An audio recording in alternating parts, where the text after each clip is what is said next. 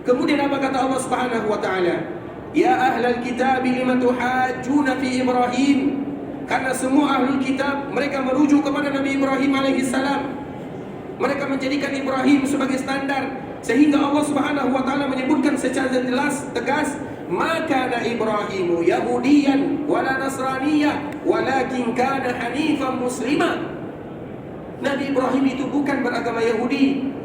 Untuk orang-orang Yahudi yang mengatakan Nabi Ibrahim beragama Yahudi, wala Nasraniyya, untuk orang-orang Nasara yang mengatakan Nabi Ibrahim adalah beragama Nasara. Namun Allah menyebutkan walakin kana hanifan muslima.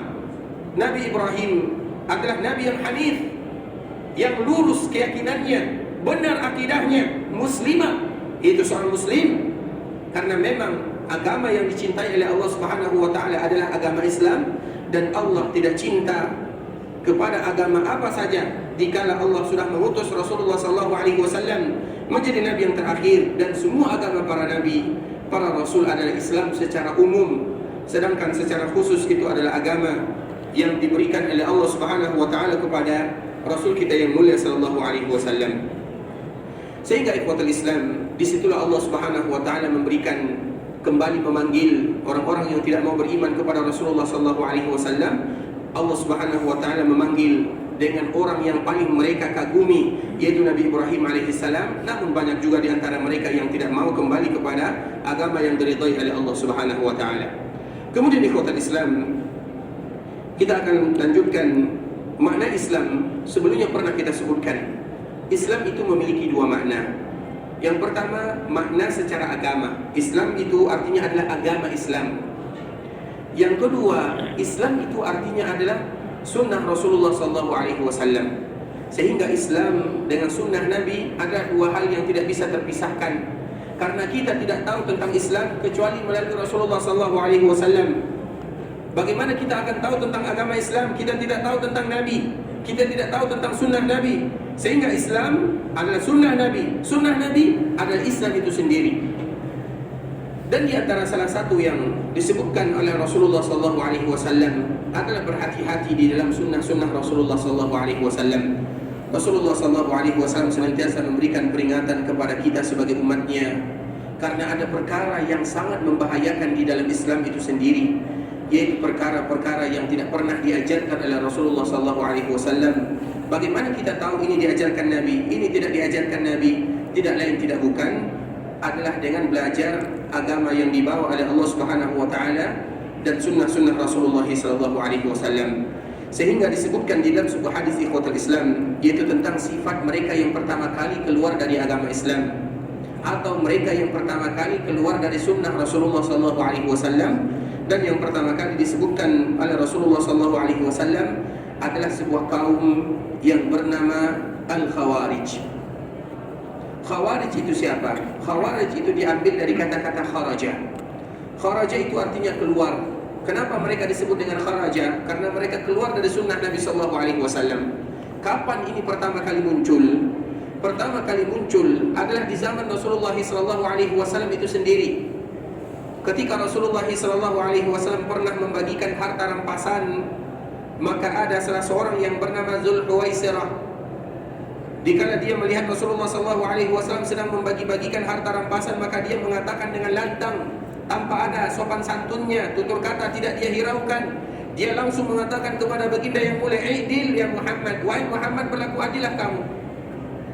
Sehingga Rasulullah SAW marah. Kalau aku tidak berlaku adil, siapa lagi akan berlaku adil? Kata Rasulullah SAW. Sehingga dikala para sahabat mendengarkan orang ini mengucapkan kalimat yang tidak bagus, tidak beradab kepada Nabi, Umar marah, Khalid marah.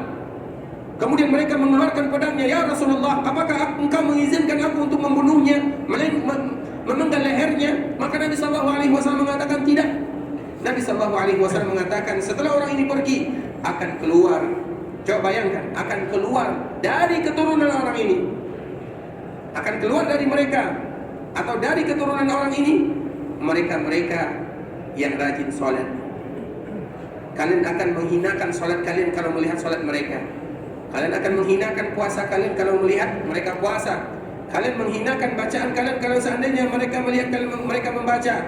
yamruquna minad din, mereka keluar dari agama, kata Rasulullah SAW. Siapa mereka? Itulah yang disebut dengan orang-orang Khawarij. Orang-orang Khawarij ini telah ada muncul dari zaman Rasulullah SAW, dan ini adalah fitnah yang pertama di dalam Islam. Dan salah satunya adalah karena tidak tahu atau tidak mau tahu, atau karena mereka tidak bermulazamah mengetahui tentang agama kepada para ulama, sehingga mereka disebut dengan orang-orang Khawarij. Orang Khawarij ini fitnahnya sangat besar ikhwatul Islam, namun kita hanya menyebutkan secara singkat saja karena disebutkan di sini, yaitu bagaimana kita Islam yang sebenarnya, yaitu Islam yang betul-betul mengikuti sunnah Rasulullah SAW. Sehingga orang-orang Khawarij yang pertama kali mereka lakukan adalah membunuh Utsman bin Affan radhiyallahu taala anhu. Itulah kekejaman yang pertama kali dilakukan oleh orang-orang Khawarij, yaitu membunuh Utsman bin Affan. Kemudian setelahnya mereka kembali membunuh Ali bin Abi Thalib radhiyallahu taala anhu.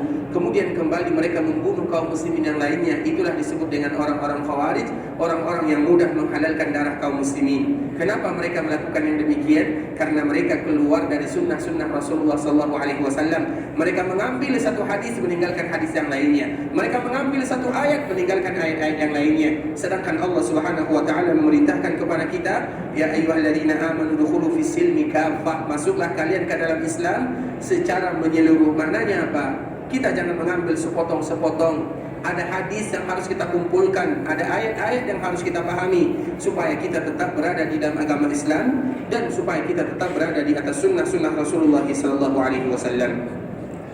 Kemudian hadis yang berikutnya, yaitu hadis Amr bin Aus radhiyallahu ta'ala anhu, bahwasanya Rasulullah SAW menyebutkan, inna ala abi fulanin laysu li bi awliya, innama awliyai al-muttaqun. Rasulullah SAW menyebutkan, sesungguhnya keluarga fulan yang mana mereka adalah keluarga ayahku, laisu li bi awliya, mereka tidak ada hubungannya denganku, kata Rasulullah SAW. Karena nasab yang sebenarnya adalah nasab yang mana nasab tersebut nasab yang mengikuti Rasulullah SAW. Mereka keluarga Nabi SAW diberikan kemuliaan kepada mereka, diberikan kemuliaan di dalam Islam, sehingga yang disebut dengan keluarga Rasulullah SAW ada keluarga Nabi. Keluarga Nabi itu siapa? Yaitu keturunan Rasulullah SAW. Istri Nabi, keturunan Nabi, mereka adalah keluarga Nabi. Namun Nabi sendiri yang menyebutkan, kalau seandainya mereka tidak mau melakukan kebaikan atau keluar dari sunnahku, kata Nabi, laisu li bi awliya, mereka tidak lagi termasuk dalam keturunanku, kata Rasulullah SAW. Kita sebagai hamba Allah Azza wa Jalla dan kita sebagai umat Rasulullah SAW, wajib bagi kita untuk menghormati, menghargai keluarga Rasulullah SAW. Bahkan kita berselawat kepadanya, kita berselawat kepada mereka. Bukankah selawat di antara salah satunya, Allahumma salli ala Muhammad wa azwajihi wa dzurriyyatihi? Di antara lafaz selawat yang harus kita baca, ya Allah kami berselawat kepada Rasulullah, kepada istrinya, kepada keturunannya, kepada keluarganya. Itu adalah keluarga Nabi yang harus kita hormati, harus kita junjung, bahkan kita berselawat kepada mereka, karena mereka berasal dari keluarga Rasulullah SAW. Namun Nabi juga memberikan peringatan kepada keluarganya, barang siapa yang keluar dari sunnah Nabi SAW, inna ala abi fulan laisu li bi awliya, mereka tidak lagi termasuk dalam rangka, dalam bentuk keluargaku. Kenapa? Karena apabila mereka sudah keluar dari agama yang disebutkan Nabi, atau apabila mereka sudah keluar dari sunnah Nabi SAW, maka Nabi tidak lagi menganggap mereka sebagai keluarga. Karena keluarga Nabi adalah mereka yang bersambung nasabnya dengan Nabi. Kemudian keluarga Nabi adalah mereka yang menegakkan sunnah Nabi SAW, karena mereka memiliki keutamaan, dan keutamaan yang paling mulia ada pada diri mereka dua. Yang pertama nasabnya, dan yang kedua bagaimana mereka mempertahankan agama Rasul kita yang mulia SAW. Namun kalau mereka keluar, Nabi menyebutkan laisu li bi awliya, mereka tidak lagi menjadi keluarga aku, kata Rasulullah SAW. Innama awliyai al-muttaqun, karena sesungguhnya keluargaku. Nabi SAW ingin menyebutkan dan memberikan motivasi, innama awliyai al-muttaqun, sesungguhnya mereka-mereka yang termasuk dalam keluargaku adalah al-muttaqun, yaitu orang-orang yang bertakwa. Siapa mereka yang bertakwa? Mereka yang bertakwa itu ikhwatul Islam adalah mereka yang selalu belajar agama, mengetahui tentang Allah Subhanahu wa taala, mengetahui tentang agamanya, dan mengetahui tentang sunnah-sunnah Rasulullah SAW. Sehingga ada ungkapan yang sangat indah tentang makna takwa yang disebutkan oleh salah seorang ulama. Takwa itu apa? An ta'mala bi ta'atillah ala nurin min Allah tarju thawab Allah. Yaitu dikala kalian melakukan ibadah, yang mana dikala kalian beribadah kepada Allah ala nurin min Allah, yaitu sesuai dengan sunnah baginda yang mulia sallallahu alaihi wasallam, atas cahaya. Cahaya itu adalah agama. Tarju thawab Allah, yaitu kalian berharap pahala dari Allah Subhanahu wa taala. Kemudian dikala kalian meninggalkan kemaksiatan, ala nurin min Allah, yaitu berlandaskan agama, berlandaskan ilmu agama. Takhafu iqab Allah, yang mana kalian takut akan iqab Allah Subhanahu wa taala.